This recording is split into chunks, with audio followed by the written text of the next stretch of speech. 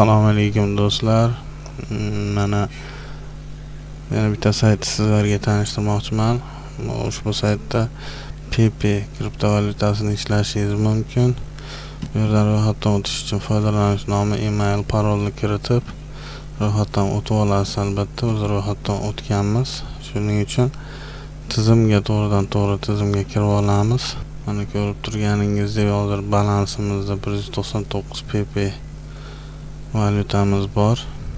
Bu yerda mana har bitta kran aylantirganingizga 7 PP beradi. Mana ko'rib turibsiz, har bir kran aylantirganingiz uchun 7 PP va kran hech qanaqa bir vaqt qo'yilmagan, faqat kapchani terib talab qilib o'tirsangiz bo'lgani. Mana ko'rib turibsiz. Xuddi shunday. Bu degani 10 minut vaqtingizni ajratsangiz ham anchagina daromad olishingiz mumkin kranining o'zidan. Xuddi shunday tarzda daromad olishingiz mumkin bo'ladi. Mana ko'ryapsiz, 7 PP biz daromadimiz 234 ga ko'tarildi.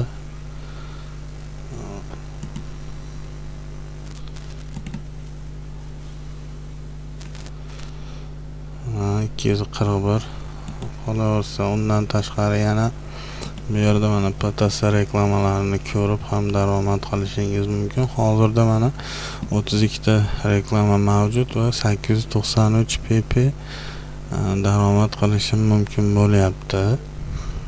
Albatta erinmasdan ushbu reklamalarni ko'rib chiqamiz.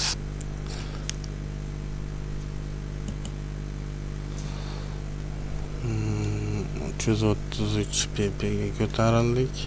Xuddi shunday qilib daromad olsak bo'ladi. Bu yerda ham albatta Favketpay hamyonimizga chiqarib olishimiz mumkin. Mana PP da, Bitcoin da, Ethernet da, Trump, Tron, Doge, mana ko'rib turganingizdek shunday kriptovalyutalarga chiqarib olishingiz mumkin bo'ladi. Biz PP ishladik va PP chiqarib olamiz.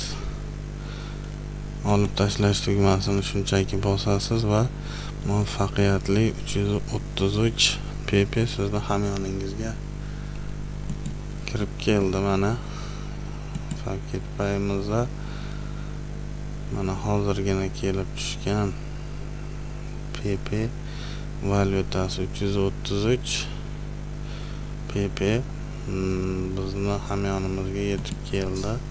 PP ham hozirgi kunda juda arzon. Buni hozirgi paytda ishlab tursak bo'ladi. Sabab mana ko'rib turganingizdek 13308 PP isi 9 sent bo'lyapti.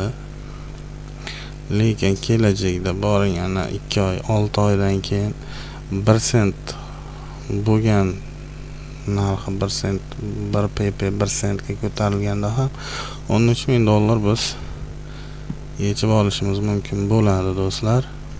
Tavsiya qilaman hozirgi kunda ishlab daromad to'plab qo'yishingizni. Hech qanday ziyon qilmaysiz bu ishdan. Barchalaringizga omadlaringizni bersin. Barokatli qilsin.